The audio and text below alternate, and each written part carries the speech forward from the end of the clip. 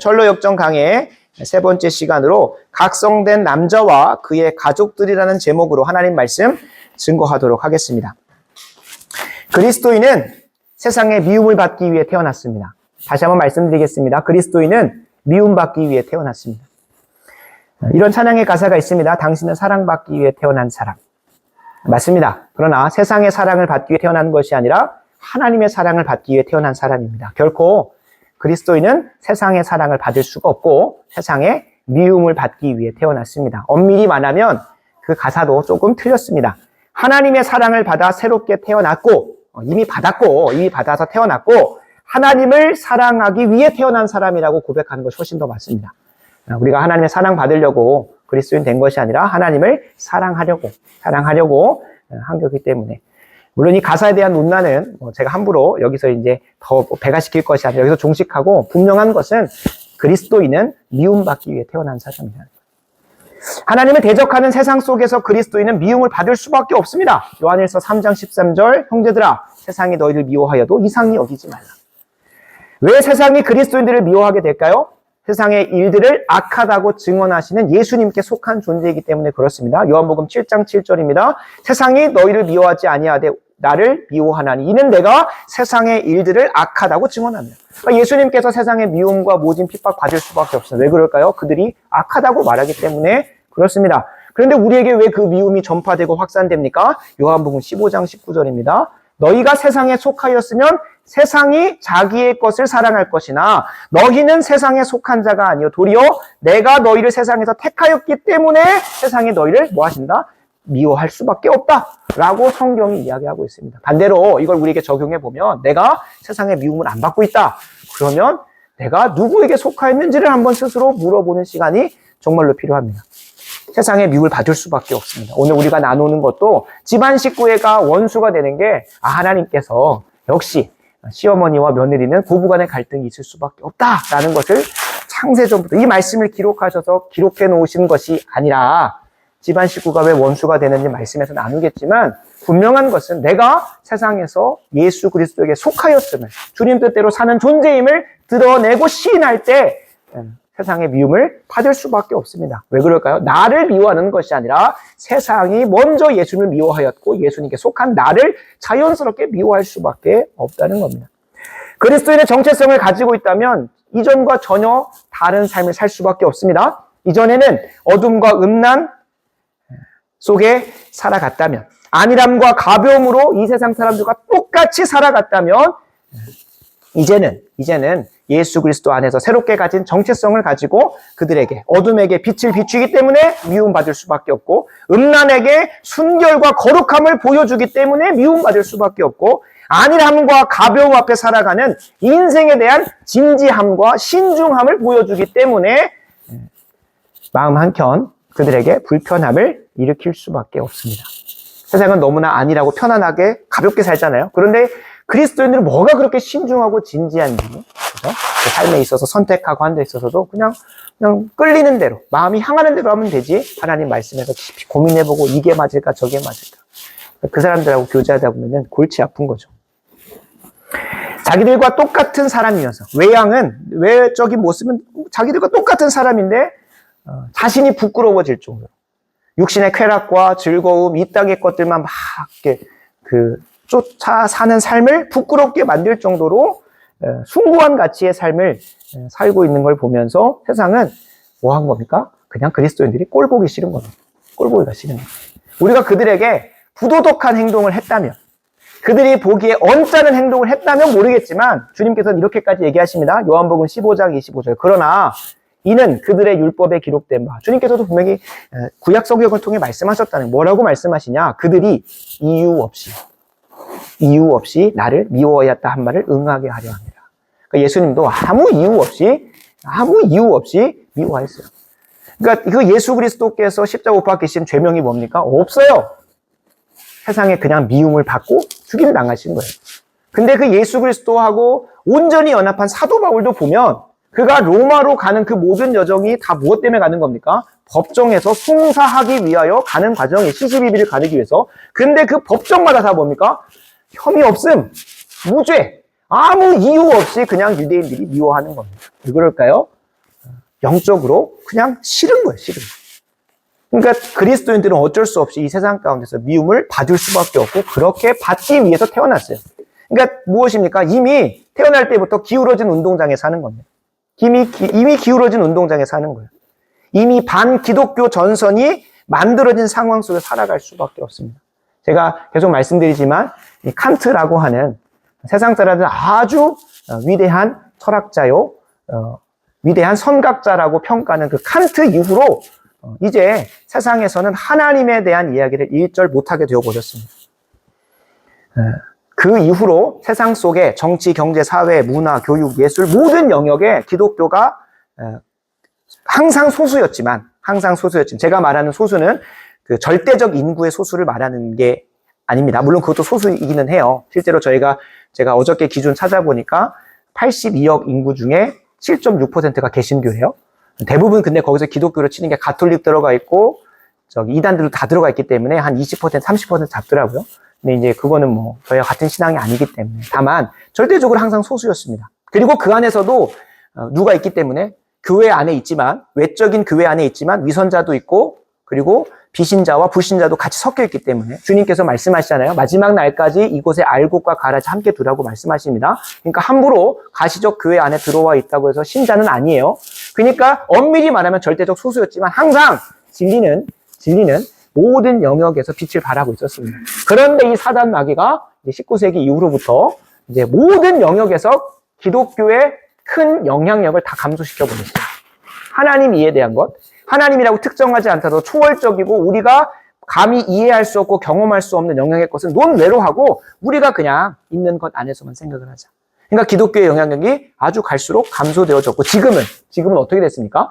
진리에 대한 이야기, 하나님에 대한 이야기, 은혜 받은 이야기, 뭔가 영적이고 영혼에 대한 것들을 나누면 지독히도 유물론적인 사고 가운데 있는 눈에 보이는 것만 가지고 오늘은 무엇을 먹을까 무엇을 마실까 어떻게 하면 내 육신의 쾌락과 즐거움을 채울 수 있을까를 고민하는 세상 속에서는 숭고한 가치, 사랑, 연합 이런 거 나눠봤자 뭔가 마음 가운데 찔림은 있고 뭉클한 것은 있을지 몰라도 그들에게 어떠한 영향력도 끼치지 못하게 됐어요. 아주 영적으로 사단 마귀가 사로잡고 있는 거죠. 이제 그런 상황 속에서 이미 우리는 태어났어요. 육신적으로 태어났고 그리고 영적으로도 기독교인의 삶을 살게 됐어요. 그래서 기본적으로 그들이 우리를 물리적으로 핍박하고 박해하진 않더라도 우리가 누린 은혜를 나누고 우리가 붙들고 있는 진리를 선포하고 하는 것에 대해서 기본적으로 방해를 받습니다. 실제적으로 기독교만이 진리이고 기독교만이 시대와 장소를 뛰어넘은 보편적인 절대 윤리를 이야기합니다. 그것 안에서 동성애에 대해서도 우리가 바른 소리를 하는 것이고 그것에 대해서도 낙태에 대해서도 건강한 법을 말하는 것이고 간통과 관련해서도 얘기를 하는 거예요. 세상 사람들은 자신에게 육신의 쾌락과 즐거움만 있다면 간통죄도 폐지해버리고 낙태법도 폐지해버리고 다 그렇게 해버리는 겁니다. 낙태법을 폐지보다 낙태법을 세우고 하는 식으로 아주 그런 것들을 좋아해요. 근데 이것 앞에서 기독교가 어떤 평가를 듣습니까? 이미 영향력이 다 줄어들었다 보니까 어떻게까지 얘기를 합니까? 기독교는 배타적이다. 기독교는 공감 능력이 없다. 아니요. 기독교만큼 공감 능력이 있는 것도 없고 기독교만큼 정말로 다른 사람들을 포용하고 품는 곳이 없어요. 실제로 그 동성애 소수 인권자들의 인권을 위해서 앞으로 내세우는 사람들이 정말로 그들의 임종을 위해서 기도해주고 그들이 회개하고 돌아와서 바른 삶으로 돌아올 수 있도록 수고합니까? 아니요. 도리어 그렇게 언론이나 미디어에서 욕을 먹고 있고 그 영향력이 아주 감소돼서 이제는 사라져버렸다고 말하는 기독교의 참된 신자들만이 그들의 아픈 곳으로 들어가서 그들을 치유하고 고쳐주는 사역을 넉넉히 감당하고 있습니다. 아무리 이 시대에 사회복지센터가 잘 감당되어져도 신봉불하게 필요한 도움과 그것들은 황순원 사모님이 십수년간 감당해온 반찬 사역이나 섬기는 것으로만 가능해져 왔었어요. 아무리 그들이 섬기려고 해도 그 모세혈관의 모든 지역까지 찾아가지 못해요. 늘 항상 생명을 배가시켜주고 늘 이 세상을 살리는 것의 가장 근본 뿌리와 그 근간에는 항상 기독교였었어요. 근데 이게 참으로 안타까운 건 홍보가 안 돼요. 주님께서 말씀하신 것처럼 오른손이 아닌 왼손을 모르게 하라고 했더니 너무 안 해가지고 심지어 이제 사단 마귀가 언론과 미디어를 장악했다 보니 교회에 대한 이야기들은 다 비판적이고 안 좋은 것들만 얘기해요. 우리가 코로나 때 예배를 계속해서 강행했었던 세계로 교회, 그리고 대구에 있었던 여러 교회들, 그 가운데 그 지역 사회에서 욕먹었던 데는 단 한 대도 없대요. 진짜로. 세계력교회 그 코로나 시간에 매주마다 거리 뛰어나가지고, 거기는 제가 가보진 않았지만 영상 속에서 보면 그 잔디밭이 엄청 크게 있습니다. 그래서 다 뛰어서 앉아서 예배 드렸어요. 그리고 그 코로나 시간에 백내장 수술을 몇천 명 해줬는지 몰라요. 거기에서 이제 의사 선교회가 엄청나게 해서, 그러니까 이 세계력교회 주변에 있는 지역 사회 주민들은 한마디도 안 해요. 누가 하는 겁니까? 어떻게든 교회를 무너뜨리려고 하는 저 악한 영의 세력이 미디어, 언론, 문화 다 장악해가지고 그렇게 하는 거예요. 우리가 진짜 분별이 필요합니다. 그러니까 분명한 것은 우리가 절대적 소수가 됐고 그 영향력이 아주 감소되어졌다. 그래서 기독교인은 태어날 때부터 미움받을 수밖에 없습니다. 그래서 그리스도인은 이 세상에서 평안할 수가 없습니다. 그리스도인은 이 세상에서 안식할 수가 없습니다. 그러니까 죽어서야 참된 안식과 평안에 들어갈 수 있지만 여기서 또 한 가지 의미가 있습니다. 세상 속에 살면서 평안하고 안식할 수가 없다는 거예요. 오늘 우리가 나누게 되는 각성된 남자와 그의 가족들을 같이 함께 묵상하고 나눠보게 될 텐데, 그리스도인들은 죽어서 평안과 안식을 누릴 수 있지만, 그리고 잠깐 어디에서 또 평안과 안식을 누립니까? 성도의 교제와 교통이 있는, 진리를 나눌 수 있고 하나님의 은혜를 나눌 수 있고 그것을 서로 격려하고 도전하면서 함께 자라가게 되는 교회 공동체 안에서만 뭐 할 수 있는 겁니까? 안식하고 평안할 수 있다는 거예요. 제가 말씀드립니다. 세상의 미움은커녕 세상 안에서 평안하고 안식을 누리고 있다. 여러분, 그러면 진짜로 돌아보셔야 돼요. 제가 감히 교황을 따라서 당신은 지옥 갈 것 같습니다, 당신은 천국이 왔어요, 그런 말 안 해요. 실제로 목회자들한테 가서 그런 말 물어보지 마세요. 원론적인 얘기밖에 할 수 없습니다. 그거는 하나님에게 주권이 있기 때문에 감히 목회자가 당신은 천국에서 좀 먼 것 같습니다, 그런 말도 쉽지 않습니다. 그러나 이 말씀을 듣고 본인이 판단해야 돼요. 그 안에는 성령의 감동으로 내가 구원 가운데 아닌지는 본인이 더 잘 알아요. 그렇게 묻고 다닌다는 것 자체가 확신이 안 서는 거예요. 그러나 내가 세상의 미움도 받고 있고 세상 안에서 도저히 뭐 할 수 없어서 평안하고 안식할 수 없어서 교회로 뛰쳐나올 수밖에 없는 게 참된 신자예요. 그런 의미에서 교회에 모이는 이 교제의 자리는 왕성하게 세워져야 됩니다. 우리 좋은 교회가 건축하는 거 너무 좋습니다. 그러나 더 굳건하게 세워야 되는 건 세상에서 안식할 수 없고 평안할 수 없는 자들이 이곳에 오면 진리를 나눌 수 있고 은혜를 나눌 수 있고 하나님 이야기가 소통되기 때문에 이곳에 와서 힘을 누려야 되는 거예요. 이곳에서 사회 복지를 나누고 뭐 그들에게 교육 프로그램을 해주고 뭐 홈스쿨링을 대신 해주고 뭐하고 그런 것 때문에 교회로 오는 게 아니라 진리에 대한 이야기, 하나님에 대한 이야기, 천상에 대한 이야기, 어떻게 하면 하나님 뜻대로 살 수 있을 것에 대한 그 터절한 괴로움과 스트레스 때문에 이곳에 와서 나누면 뭐가 되는 거예요? 너무나 편한 거예요. 설명할 필요가 없이 내가 받은 은혜 나누면 그것 가지고 함께 즐거워하고 교제. 그게 있기 때문에 교회인 거예요. 제가 수요일날 말씀드리지 않았습니까? 성경에 교회론과 관련해서 예수 그리스도가 머리 되시고 통치받는 그게 교회다. 구원받는 자들의 모임이다. 그거 백날 해봤자 이론적으로 갖고 있고 목회자가 아무리 선포해도 안 됩니다. 그 말씀대로 순종하고는 자들이 교회를 이루는 거예요. 자연스럽게. 이상적인 것에만 있는 게 아니라 성도들이 함께 그 교제를 이루고 교통을 이루는 걸 통하여 교회가 세워지는 거예요. 건물에 있지 않다고 계속 얘기하잖아요. 그러면서 뭐 대형교회 가고 다 그렇게 하잖아요. 그러면 정작 우리가 정말 성경적으로 한다고 한다면 제가 함부로 대형교회를 까지 말라고 하는 것, 그리고 사랑의 교회 참 제가 부러운 것 중에 한 가지가 거기에 돈이 있고 뭐 건물이 있고가 아니라 무엇이라고 말씀드렸죠, 수요일날? 성도의 교제가 있거든요. 기도하는 사람들이 첫 번째고요. 정말로 각 예배 시간마다 중보기도실에서 그 앞에 온라인으로 틀어놓고 한 100여 명씩 계속 기도해요. 각 순서마다. 보이지 않는 것도 권사님들이 그냥 1부부터 4부까지 계속 기도해요. 그러니까 그 예배당에 들어가면서 어떻게 이 예배 가운데 은혜를 받지? 라고 하면 그들은 기도 안 했을 수 있어요. 그 예배 자리를 위해서. 근데 그 자리를 위해서 기도하는 사람들 때문에 그 예배 자리가 성령의 역사로 은혜가 가는 거예요. 그러니까 세상에서 안식을 누리지 못하고 평안을 누리지 못했던 자들이 조심스러운 간증이지만 안아주심의 그 본당 안에만 들어와도 눈물을 흘린대요. 제가 조심스럽다 표현하는 건 그게 그냥 그것이 따뜻하고 좋아서 일 수도 있죠. 근데 그 영혼이 영적인 것이 반응을 하는 거예요. 그곳을 위해서 기도가 심겨지고 그곳에서 정말로 간절하게 찬양하고 예배 드렸기 때문에 그 공간에만 들어가요. 전 저희 좋은 교회가 그랬으면 좋겠어요. 그만큼 기도가 심겨져야 돼요. 건물과 건축과 사람 많이 모이는 게 중요한 게 아니라 기도하는 사람이 있어야 돼요. 두 번째로 좋은 게 뭐라고 했죠? 수요일에 못 들으신 분이 많아서 교제가 있기 때문에 교제가. 그 사랑의 교회가 그렇게 세워질 수 있었던 거는 모이는 곳마다 강제적으로 1시간 반을 말씀 교제를 시킨다니까요. 대학생들. 저 경기도권, 서울권, 뭐 타지, 지방에서 올라온 친구들을 주일마다 주일 오전 예배 드리고 그 저녁 7시까지 묵혀두고 잡아둬가지고 1시간 반 동안 교재 하나 두고 1시간 반 동안 어떻게든 강제적으로 말씀 나누라고 해요. 그러니까 처음에는 불편했던 친구들이 그 안에서 성도의 교제의 맛을 누리는 거예요. 세상 어디에서도 누릴 수 없는 교제가 나오죠. 세상에서는 하나님 얘기하고 진리 얘기하고 은혜 얘기하면 무슨 헛소리하고 앉았냐라고 이상하게 쳐다봐요. 오늘 철로역정에서 가족들이 그렇죠. 아내가 이상하게 여겨요. 어리석고 미친놈이라 생각을 해요. 그래서 빨리 재우려고 해요. 어떤 번역에서는 정신착란증에 걸린 것 같다고 하면서 그렇게 해요. 심지어 우리가 세상에 그렇지 않습니까? 그러니까 교회 와가지고 진리 얘기를 하고 하나님 얘기를 하니까 이곳이 천국이 되고 이곳에도 자연스럽게 교회가 세워져 가는 거예요. 건축해놓고 교회가 시작되는 게 아니라 대부분 개척교회들 어떻게 됩니까? 일단 가정 안에서 가정 그 공간 안에서 성도의 교제가 이루어지면서 점차 세워져 가잖아요. 우리 교회가 건축이 이루어지는 그 중에 정말로 성도의 교제가 안 세워지면 모르겠습니다. 솔직히 두렵습니다. 성도의 교제가 제대로 세워지는 것부터가. 왜냐면 구원받은 자들의 모임이 교회예요. 교회. 그게 교회. 근데 구원받는 자들은 있을 수 있어요. 이 자리에 한 명 한 명씩은. 모임이 없으면, 교제와 교통이 없으면 그게 교회겠냐는 거죠.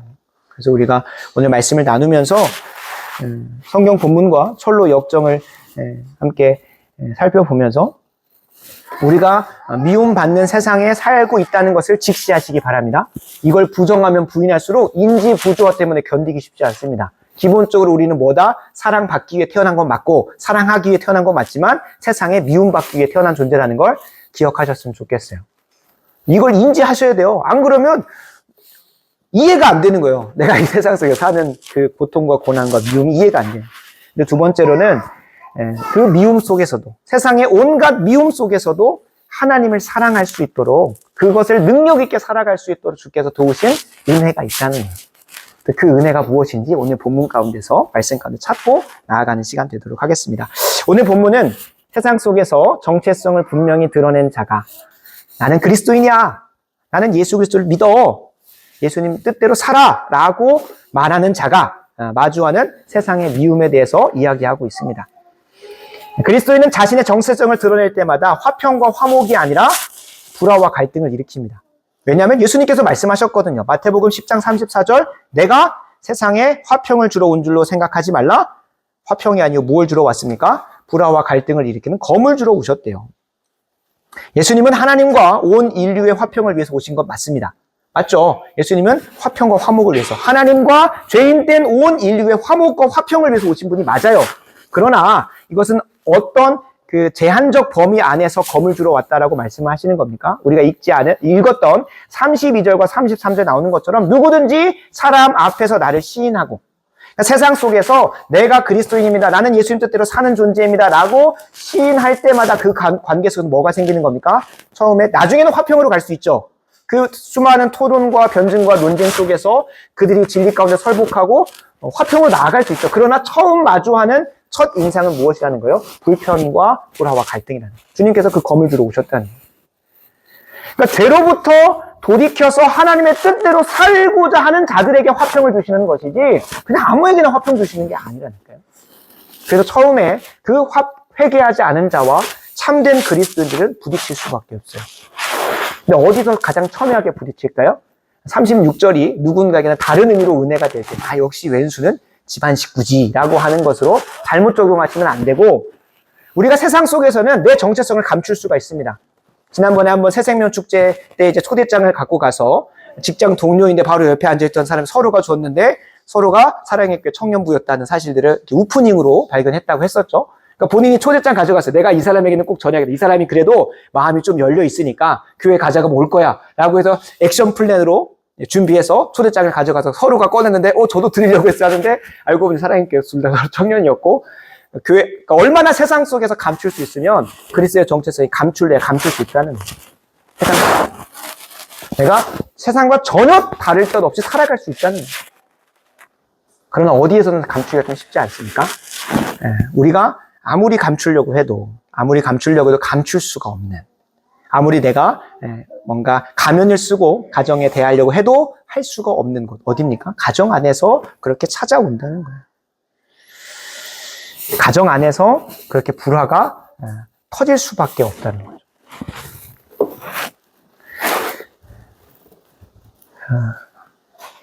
특별히 보통 이제 대표적으로 드러나는 불화 중에 하나가 주일 성수와 관련된 부분이죠.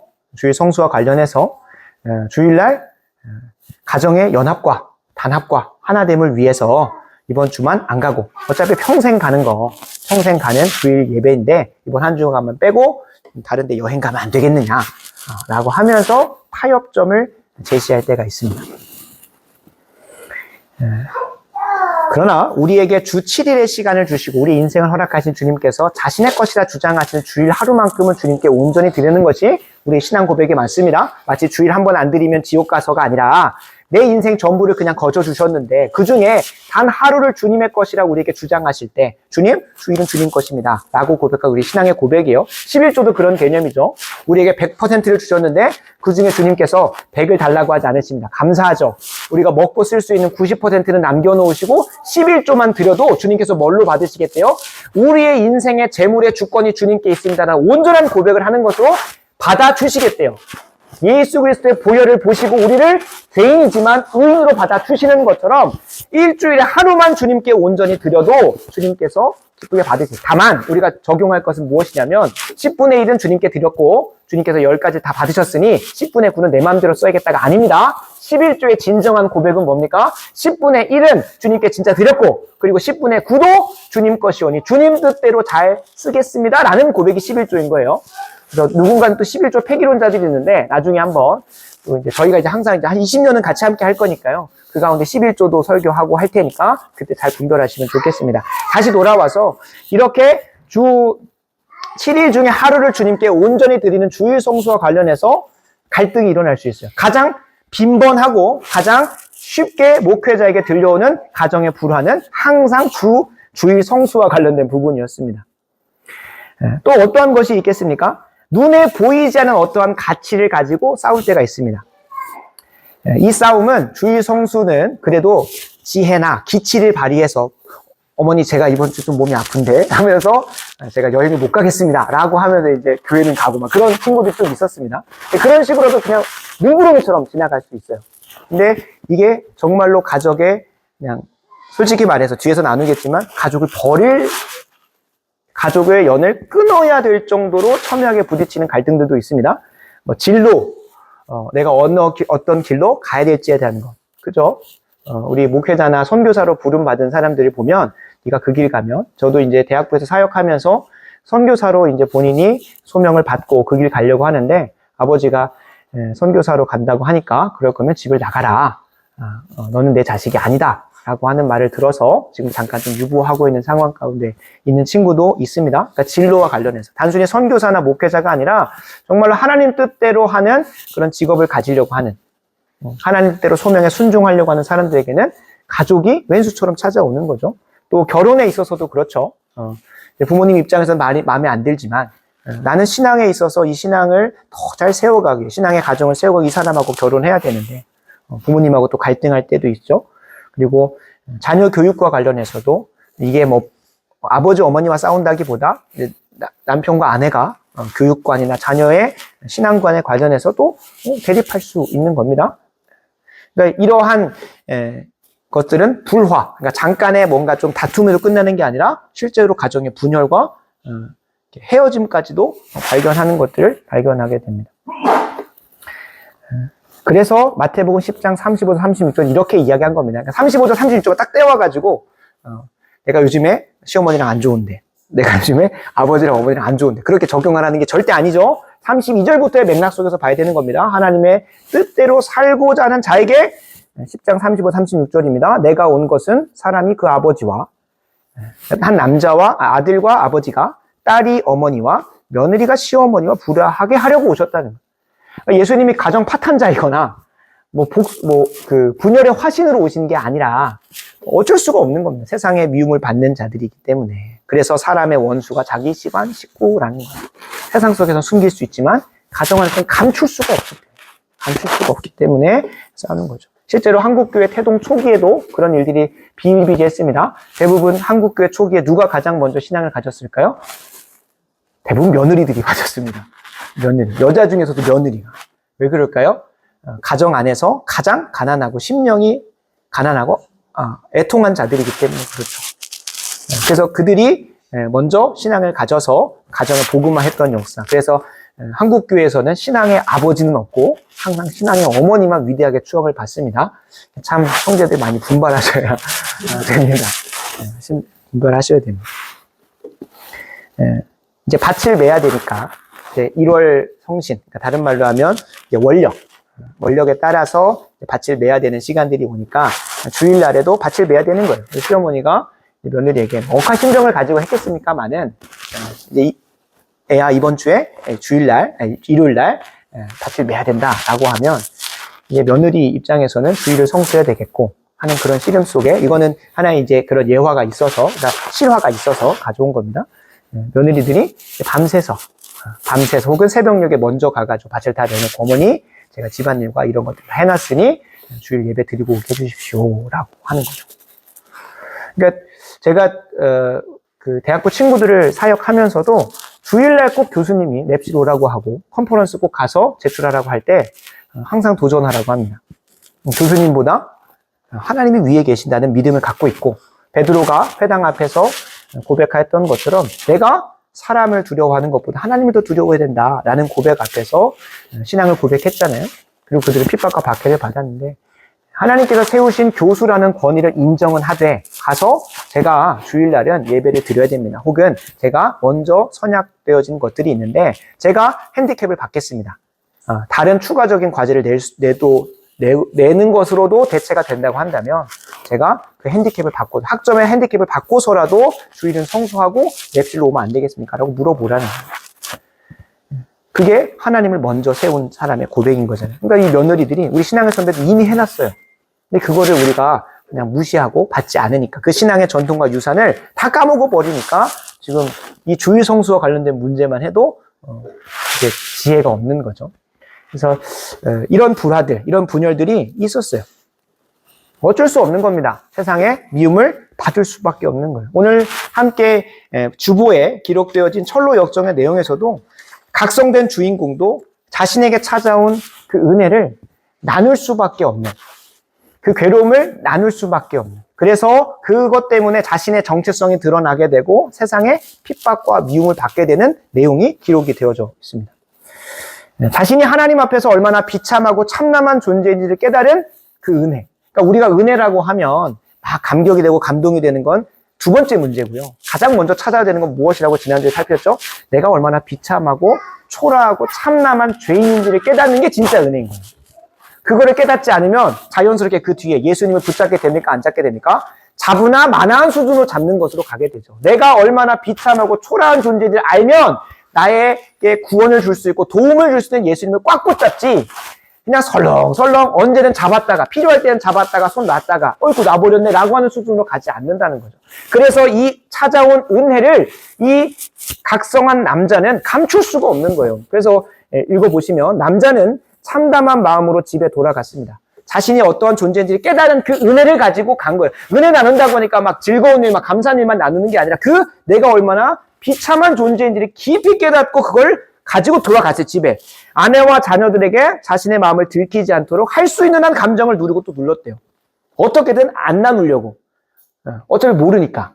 안 나누려고 계속 감췄는데 어쩔 수 없이 나눈 거예요. 하지만 그의 괴로움은 갈수록 더 심해졌고 결국 감출래야 감출 수 없을 정도로. 우리가 영화에서 봤듯이 그 아내가 계속 그 각성한 남자한테 왜 이렇게 구부정하게 돌아다니냐라고 말하죠. 그 정도로 본인은 그 죄짐이 내가 얼마나 초라하고 비참한 존재를 깊이 깨달았기 때문에 다른 사람에게 보이지 않는 그 죄짐이 억누르고 있어서 엉거주춤하게 사는 그걸 형상화한 겁니다. 그래서 아내와 자녀들이 그거를 지적할 수밖에 없었고 마음을 털어놓지 않을 수 없었다라고 하면서 털어놓죠. 사랑하는 여보 그리고 얘들아 매일 나를 짓누르는 이 짐 때문에 더는 견딜 수가 없어. 이거 미친 거죠. 그러니까 그러니까 받아들일 수가 없는 거예요. 누구한테는? 이 아내와 자녀들한테. 그게 보이지 않는데 이거 헛소리 하시는구나. 아, 이상하다. 아, 정신 착망증이 왔나? 그래서 다음 문단에 보면 그의 말을 들은 가족들은 몹시 놀랍니다. 놀랐다는 것이 와, 저런 게 이제 참 뭔가 구원의 역사가 일어나서 놀란 게 아니라 아, 이게 미쳤구나 라고 하면서 이제 정상적이고 보통 사람이었던 그 아버지와 남편이 이상해진 걸 보고 몹시 놀라죠. 그가 한 말을 사실로 믿어서가 아니라 그의 머리가 이상해졌다라고 생각했기 때문에 놀랍니다. 밤이 오자 가족들은 그가 한숨 푹 자고 나면 진정될까 싶어서 서둘러 그를 잠자리에 눕힙니다. 그러니까 잠재우고 좀 쉬다 보면 좀 요즘에 과로하셔서 그런가 보다. 그러니까 본인들이 가지고 있는 이성적 판단 안에서 빨리 재워서 약 먹이고 좀 하면 되겠다 싶은 거죠. 하지만 남자는 낮이나 밤이나 여전히 고통스러웠다. 결국 그는 잠을 통 이루지 못하고 한숨과 눈물로 밤을 지새울 수밖에 없었다라고 하는 거죠. 우리는 이 각성된 남자의 삶에서 이 한 단락에서 오늘 본문과 동일한 신앙의 원리를 발견할 수 있습니다. 두 가지로 좀 정리를 할 수 있겠죠. 첫 번째는 무엇이냐면 하나님의 말씀으로 각성된 자는 그것을 나누지 않을 수 없다는 겁니다. 하나님의 말씀으로 각성된 사람, 자신을 깨닫고 그 은혜를 받은 사람은 나누지 않을 수 없다는 거예요. 효과적인 부르심이라는 신학적 용어가 있습니다. 웨스트민스터 소유교리 문답 31문에 이렇게 물어봅니다. 효과적인 부르심이란 무엇입니까? 효과적인 부르심이란 하나님의 영, 바로 성령님이 하시는 일로서 우리의 죄와 비참함을 깨닫게 하시고, 이게 첫 번째입니다. 두 번째, 우리의 마음을 밝게 하여 그리스도를 알게 하신대요. 이게 효과적인 부르심이래요. 말씀을 통하여 우리를 비참함을 깨닫게 하시고 하게 하신다는 거예요. 그러니까 이 하나님의 말씀을 듣고 읽을 때에 성령께서 그 말씀을 사용하셔서 우리가 얼마나 비참한 존재인지를 각성케 하시고 그 괴로움에 스트레스 때문에 괴로워하다가 다른 사람에게 나눌 수밖에 없는 상황으로 가게 하신다는 거예요. 나눌 수밖에 없는 상황. 그렇게 효과적으로 부르신다는 거예요. 그리고 구원의 여정을 이끌어오시는 거예요. 이것은 단순히 순간의 감동과 감격 수준으로 찾아오는 게 아닙니다. 예수님 없이는 살 수 없는 죄인이라는 사실을 깊이 깨닫게 하시기 때문에 이 철로 역정의 주인공처럼, 이 남자처럼 괴로워할 수밖에 없고 스트레스를 받을 수밖에 없어요. 그래서 이거를 나누지 않을 수 없다는 거예요. 여기서 우리가 성경적인 전도도 생각해 볼 수 있습니다. 그냥 막 불특정 다수에 가는 것이 아니라 하나님 먼저 그 각성을 경험한 자, 그 은혜를 경험한 자가 전도할 수 있는 거예요. 그러니까 우리가 전도를 하지 않고 있다, 전도를 못하고 있다, 나는 도저히 못하겠다라고 한다면 여러분 이 구원을 경험하지 못하는 것 중에 하나의 반증입니다. 내가 각성됐다면 그 괴로움 때문에 그걸 나눌 수밖에 없는 거예요. 혼자 감당이 안 되기 때문에 내 죄짐으로 인한 그 어려움들을 나눌 수밖에 없어요. 누군가의 도움을 청하거나. 그리고 거기에서 끝나는 것이 아니라 은혜를 경험했다면 은혜는 더더욱이 나눌 수밖에 없는 거예요. 내가 마주한 이 은혜를 내가 감출 수가 없다. 뒤에서 보시면 허영의 시장이라는 곳에 갈 때가 있습니다. 구원의 여정 가운데 어떻게든 이 믿음에서 떨어지게 하려고 허영의 시장에 도달하게 되는데 철로 역정에 나옵니다. 거기에서 이 주인공이 한 남자가 자신의 신앙을 결코 내려놓을 수 없는 그 믿음의 비밀을 가지고서 사람들에게 나누다 보니 억울하게 핍박을 당해요. 죽음을 당해요. 그 옆에 동료였던 믿음이라고 하는 자는 죽임을 당합니다. 그리고 거기에서 그들의 그 말도 안 되는 삶의 모습을 보고 소망이라는 자가 그들에게 찾아와요. 그러니까 이름 자체가 다 신학적 의미가 있는 겁니다. 그러니까 믿음 때문에 죽은 거고, 그리고 그 크리스찬의 그 주인공의 그 믿음의 고백을 보고 소망이라는 자가 허영의 시장가, 세상에 완전 속해 있던 자가 그와 함께 믿음의 여정을 걸어가게 돼요. 그 소망에 관한 이유를 뭐 한 겁니까? 그에게 물은 거죠. 왜 당신은 그러한 믿음의 행동을 하냐고 물은 거예요. 그러니까 우리가 전도를 못하고 안 하고 있다는 것은 나에게 그 믿음의 비밀이 없다는 거예요. 조심스럽지만. 내가 하나님 앞에서 내가 죄인임을 처절하게 깨달아서 그 괴로움과 고통 가운데 있었다면 그거를 나눌 수밖에 없고 또 그것으로부터 해방되고 자유하게 되어서 그 비밀을 가지게 된 자라면 그리고 천성을 향해 가는 길이 내게는 너무나 반듯하게 보이고 있다면 다른 사람이 보여요. 그래서 철로 역정 끝까지 그 마지막 천성문 앞에서까지 주인공은 뭐합니까? 내 가족들은 어떡하지?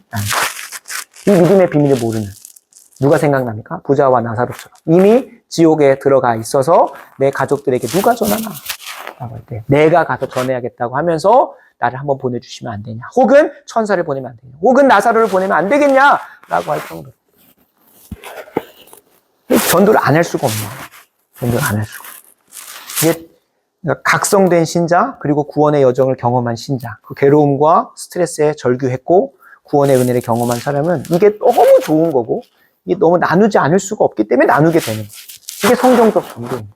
그러니까 나에게 믿음의 비밀이 있는지를 진짜 물어야 되는 거예요. 믿음의 비밀. 이게 이제 성경적 전도인 거죠. 목사님, 그러면 백제예대 가서 하는 거나 이쪽에 가서 하는 거면, 그러니까 그들이 몰라서 못할 수도 있잖아요.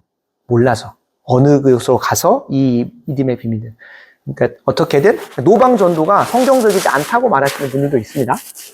실제로 엄밀히 말하면. 왜냐하면 진짜 성경적 전도는 각성한 자들에게 말씀을 전해야 되는 것이거든요. 그래서 좀 말씀하시는 분들 중에는 CCC의 노방전도나 전도 폭발 훈련에서 노방전도가, 아니 그렇게 그냥 구원의 여정이 쉽게 베풀어지는 거면 성경이 이렇게 길게 쓰여질 필요가 없다는 거죠. 그냥 가서 사형리 딱, 하나님이 천지를 창조하셨는데 우리가 죄를 범했습니다, 예수님께서 해결하셨습니다, 이걸 믿음으로 받으시면 천국 갑니다 라고 하는 정도, 너무 간단하게 믿음을 너무 축소시켜놨다. 신앙이 절대 그런 게 아닌데, 그러니까 그것만 보고 교회 들어온 사람 속았다 생각하는 거죠. 아니 예수 믿으면 천국 간다며. 근데 뭐가 이렇게 그래. 알고 보니 사형리는 너무 축약본이었었던. 그래서 그런 의미에서 노방전도나 사형리를 그냥 갖다 베풀고 이제 영접 기도하면 여러분 당신은 이제 형제 자매가 됐습니다라고 말하는 것을 거짓 복음이라고 말하는 부분들도 있어요. 그래서 노방전도는 저는 필요하다고 봅니다. 왜냐하면 그들이 누가 각성되어 있는지 모르기 때문에, 그죠? 그 각성돼 있어서 진리를 갈급해야 하고 이 삶의 문제를 해결해보고자 하는 가난한 심령, 애통한 심령, 누군지 모르기 때문에 그들에게 다가가야죠. 그래서 우리가 가는 겁니다. 전도전학숙도, 백제예대도. 그래서 성경적 전도는 엄밀히 말하면 각성된 자, 하나님께서 예비한 심령에게 복음을 전하는. 근데 우리가 누가 각성된지 모르기 때문에 이 강단에서도 여러분들 중에 거듭난 사람도 있고 거듭나지 않은 사람도 있잖아요. 이 강단에서는 거듭나지 않은 사람도 거듭난 사람도 모두 다 상정하고 복음을 전하는 거죠. 다만 이 자리에서 선포되는 말씀은 항상 지난주처럼 하나님의 뜻대로 하는 근심이 일어나야 됩니다. 나는 왜 저 삶이 경험되지 않는가? 나는 왜 저렇게 살아낼 수가 없는가? 라는 것 앞에서 스스로 고민하고 씨름하면서 각성의 시간들이 계속 이어가야 됩니다. 그리고 두 번째로 우리가 함께 살펴볼 부분은 각성되지 않은 세상은 각성된 사람을 이상하게 여기고 잠재우려 한다라는 것입니다. 각성되지 않은 세상은 각성된 사람을 이상하게 여기고 더 나아가서는 잠재우려고 한다는 거예요. 잠재우려고.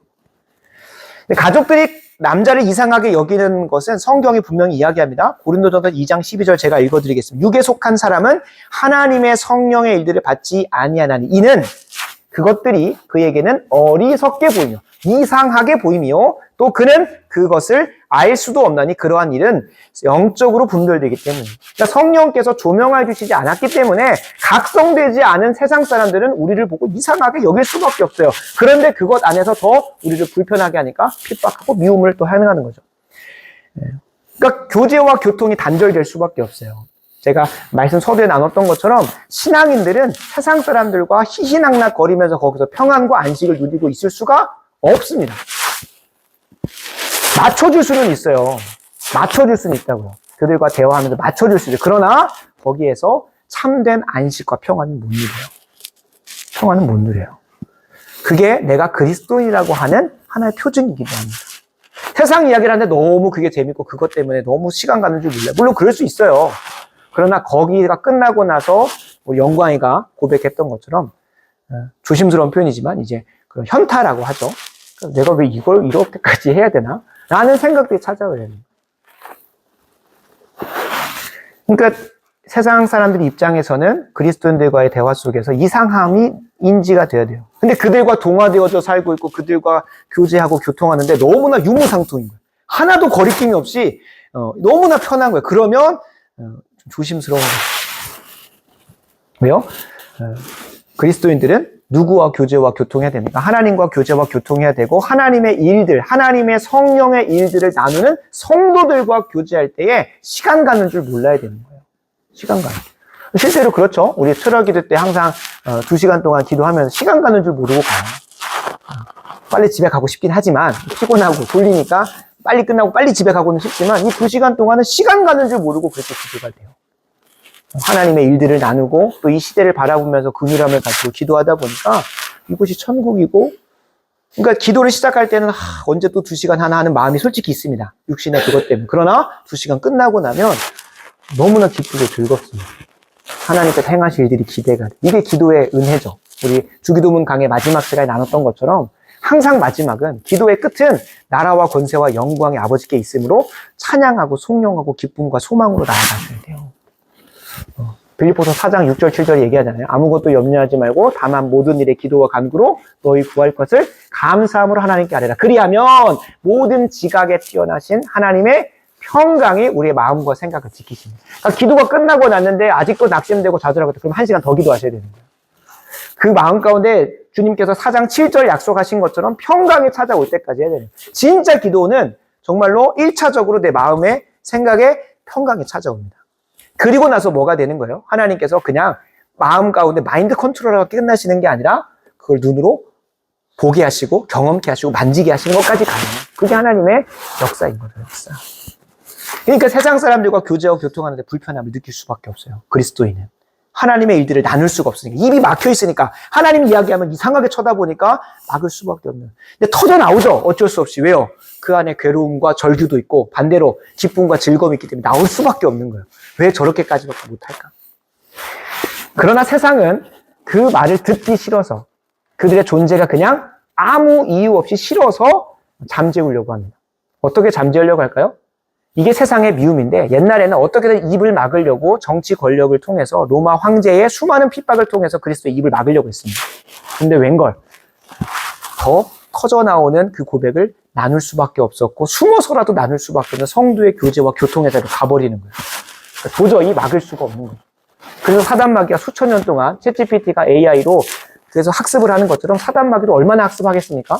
참고로 사단마귀는 무소부재하지 않습니다. 전능하지도 않습니다. 하나님의 통치 가운데 있는 한낱 피조물이고 인격적 존재일 뿐입니다. 그러나 그가 마치 우리를 이기고 능히 승리하는 것처럼 보이는 이유는 무엇일까요? 챗GPT처럼 수많은 정보 소스를 통해, 그게 누굴까요? 귀신들이거든요. 사단이 부리는 영이라고 하는 귀신들을 통해서 전 세계적으로 시대와 장소를 뛰어넘어서 정보를 습득해요. 그걸 가지고 뭐 하는 겁니까? 어떻게든 참된 신자들을 공격하고 박해한다고 말씀드렸어요. 챗GPT처럼 그가 학습한 이후로 19세기 이후로 어떻게 됐다고요? 어떻게든 정치, 경제, 사회, 문화 모든 영역에서 하나님 이야기하는 게 어리석게 보이고 바보처럼 만드는 판을 만들어 놨고, 그리고 신자들에게는 뭘 계속 선물로 줍니까? 이게 미움이라고 하니까 물리적 박해를 생각하시면 안 돼요. 우리는 그래도 공산권은 아니잖아요. 이슬람권은 아니잖아요. 그러니까 중국이나 북한 교회나 이슬람 국가들처럼 핍박은 안 받아요. 어떠한 미움을 받을까요? 2000년 동안 학습한 사단마귀, 수천 년 동안 학습한 사단마귀가 우리에게 주는 미움은, 이게 미움인가 싶겠지만 세상의 분주함과 이 세상의 것이 전부다라고 하는 안일함, 평안함, 그것이 우리가 주님 말씀으로 깨어있지 못하게 계속 만드는 거예요. 잠재우는 거예요. 어떻게 재웁니까? 하나님의 일들을 생각하지 못하게 세상에서 엄청 분주하게 만드는 거예요. 세상에서 엄청 분주하게. 너무 바쁜 거예요. 세상 근심과 압력 가득 넣어버리는 거예요. 그래서 하나님 말씀이 선포되는 마음밭에서 사단마귀가 뺏어갈 때 어떻게 그 씨앗들을 뺏어갑니까? 좋은 땅에는 심겨서 30배, 60배, 100배를 맺지만 그 앞에 나오는 세 가지 땅이 존재하죠. 길가와 가시밭길과 돌밭이 나오죠.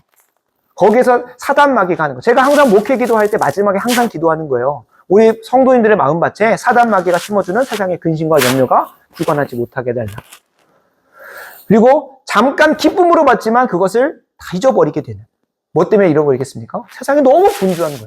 세상 일들이 너무 꽉 차 있어요. 그래서 정말로 그리스도인들은 정말 이 주일 성수를 제대로 하려면, 하나님 말씀을 제대로 받으려면, 깨어 있으려면 언제까지 미친 듯이 일해야 됩니까? 주 6일을 최선을 다해야 됩니다. 최선을 다해서 6일 동안 하고 주일날은 아무 생각 없이, 세상에 대한 염려와 근심 없이 하나님만 찬양하고 예배하고 깨어있기 위해서. 그래서 주님께서 매주마다 부르시는 거예요. 매주마다. 세상의 분주함과 안일함은 우리를 잠재우는, 하나님 말씀 듣고 그걸 가지고 묵상하고 기도하지 못하게 하는 최고의 미움입니다. 물리적 박해 아니에요. 우리나라는. 아직 올 수 있죠. 우리가 기억해야 될 부분이 한 가지 있는데요. 각성은, 하나님께서 우리를 깨워주신 각성은 일시적으로 일어났다가 다시 사그라질 수 있다는 것을 꼭 기억하셔야 됩니다. 두렵지만. 성경이 이야기하고 있어요. 대마나. 세상으로 다시 돌아간 대마를 보면 일시적으로 그 각성이 일어났다가 하나님 일에 매진할 수 있어요. 그럼 여러분 기억하십시오. 그리고 기뻐하십시오. 뭐 때문에? 성령께서 하신 진짜 각성이라고 한다면, 성령께서 효과적으로 우리를 부르시기 위하여 각성하신 것이라면 결코 그 불은 꺼질 수 없습니다. 다만 상황과 환경에 따라 사그라질 수도 있고 약해지는 것처럼 보이지만 결코 꺼질 수 없습니다. 왜요? 하나님의 주권입니다. 그게 다음 주에 나누게 되는 불가항력적 은총이라는 겁니다. 결코 꺼질 수 없어요. 아무리 세상이 우리를 잠재우려고 해도 거기서 스멀스멀 불타오릅니다. 어떻게든 정신 똑바로 차리고 기도와 말씀의 자리를 세워감으로 우리 안에 있는 불이 하마터면 꺼질 뻔했다고 하면서 계속 태우려고 해요. 그러나 일시신앙은 그냥 일시적으로 각성되고 끝난 신앙은 그냥 꺼져도 그만, 안도 그만 하는 거예요. 아키발도 알렉산더라고 하는 구프린스턴 신학교의 설립자는 이렇게까지 얘기합니다. 그러니까 일시적 각성이 꺼질 수 있다는 사실을 이렇게 얘기합니다. 마치 달구어진 쇠가 차가워지면 더 강해지는 것과 같다. 일시적인 신앙들은 각성이 한번 꺼지잖아요. 각성이 완전 사그라들어서 물속에 들어가잖아요. 쇠가 재련되는 과정 속에서 계속 뜨거운 불에 들어갔다가 물에 식히면서 강도가 세집니다. 그 과정 속에서 다음에 한 번 더 이 쇠를 그렇게 뜨겁게 말랑말랑하게 만들려면 더 높은 온도가 필요하죠. 그러니까 우리가 한번 하나님께서 어떻게 각성을 주실지 모르겠어요. 어떻게 하나님께서 우리의 비참함과 참남함에 대해서 여러분 나눠보면 내가 죄인인 것을 깨달았던 순간들은 많아요. 근데 과거에만 머물러 있다면 여러분 아키발라 또 알렉산더라는 목사님이 얘기했던 것처럼 내가 이시신앙은 아니라면 진짜 돌아보셔야 돼요. 하나님께서 깨닫긴 하실 수 있다니까. 내가 얼마나 비참하고 죄인인지를. 그러나 거기에서 내가 그냥 그걸 꺼버리고 가고 있다면 성령의 지피신 불은 끝까지 가요. 지속성에 있어요. 거듭난 신자들은 되돌아갈 수가 없어요. 끝까지 갑니다. 그러나 일시적인 신앙은 한 번 들어갔다가 뜨겁게 달궈졌어요. 근데 그거를 소중히 여기지 않고 그냥 꺼버렸어요. 세상의 분주함과 안이라는 그냥 꺼버렸어요. 그러면 그 다음에는 그걸 뜨겁게 달구기 위해서 뭐가 더 찾아올까요? 그냥 말씀으로 베드로가 나는 죄인입니다 하는 깨달았던 수준은 안 옵니다. 실제로 40대, 50대 때 그 어렸을 때 신앙생활 잘 하시다가 잃어버렸던 분들이 돌아올 때 세례받고 다시 또 주님 앞에 돌아올 때 어떻게 됩니까? 다 잃어버리고 옵니다. 그렇지 않으면 내가 참담하고 비참한 존재를 깨닫지 못하기 때문에 더 강력한 불로 그를 연단하시는 시간들이 있어요. 그래서 저는 진짜로 원합니다. 정말 주일 말씀 강단에서 많은 임종을 준비하시는 분들이 그런 말 하잖아요. 저는 예배드리다 평안히 주님 품에 안겼으면 좋겠습니다. 여러분 웰 다잉뿐만 아니라 정말로 우리의 존재가 시작되는 그것도 여러분 정말로 기도하셔야 돼요. 하나님 제가 수많은 고난과 환난에 의해서 각성되는 게 아니라 하나님 말씀에 그냥 은혜롭게 각성되어지고 씨름하다가 주님의 길을 가고 싶사옵나라는 그거는 기도는 할 수 있죠. 우리에게 예비되지 않을 수는 있지만 기도는 할 수 있습니다. 하나님이 우리에게 주신 각성, 목사님 저는 이전에 죄인인 걸 깨달았습니다. 그 정도에서 머물지 마시기 바랍니다. 오늘 내가 예수님을 붙잡지 않으면 하루도 살 수 없다는 것이 내가 각성된 상태라는 증거입니다. 그래서 그 각성된 것을 소중히 여기시기 바랍니다. 오늘 기도 안 하고 이번 주일에 예배 은혜 못 받아도 되지 그런 수준이 아닌 거예요. 이 각성의 불이 혹여나 꺼질까 하여 예배 자리 가운데 나오는 거예요. 내가 혹여 세상에 너무 취해 있어가지고 잠들어 버릴까봐 싶어서 예배자로 뛰쳐나오는 거예요. 하나님께서 우리의 각성을 위해서 이 각성의 불이 계속 지펴질 수 있도록 허락하신 곳이 있다면 그것은 오늘 말씀 마무리하면서 나누겠지만 성도의 교제의 자리입니다. 말씀 마무리합니다. 그리스도인은 세상 속에서 미움을 받을 수밖에 없습니다. 이거는 여러분 인정하시고 가셔야 됩니다. 존재 자체가 눈에 가시이기 때문에 그래요. 아무 이유 없이도 우리를 싫어해요. 그래서 그들은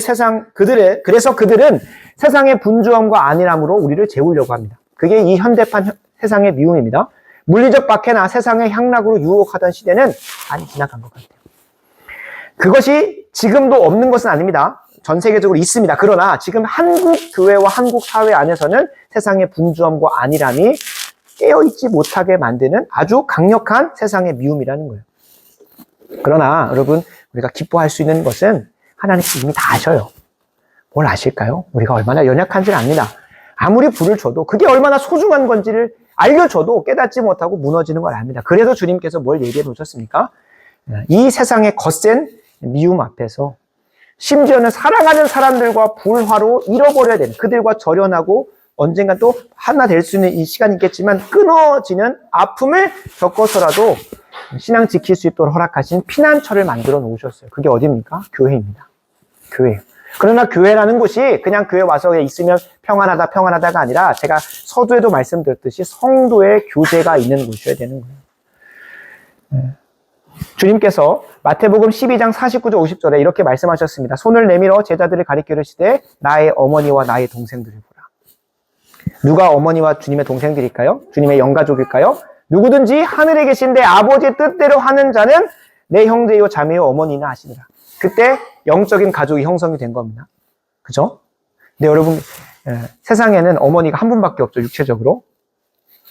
그리고 자녀, 형제 구성이 잘 안 되어 있으면 외동일 수도 있고, 잘 안 됐다는 표현은 그렇죠. 외동일 수도 있고, 삼남매일 수도 있고, 오남매일 수도 있고 할 수도 있지만, 왜 나에게는 형이 없는 거야? 나에게는 남동생이 없는 거야? 이렇게 하지 마시고, 주님께서 약속하셨어요. 마가복음 10장 30절, 주님 뜻대로 세상의 어머니와 형제와 자매를 버린 자.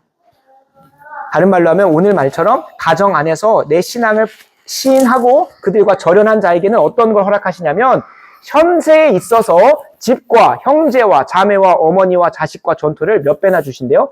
100배 주신대요. 100배. 100배나 주신대요. 다만 박해를 겸하여 받고 내세의 영생을 받지 못할 자가 없대요.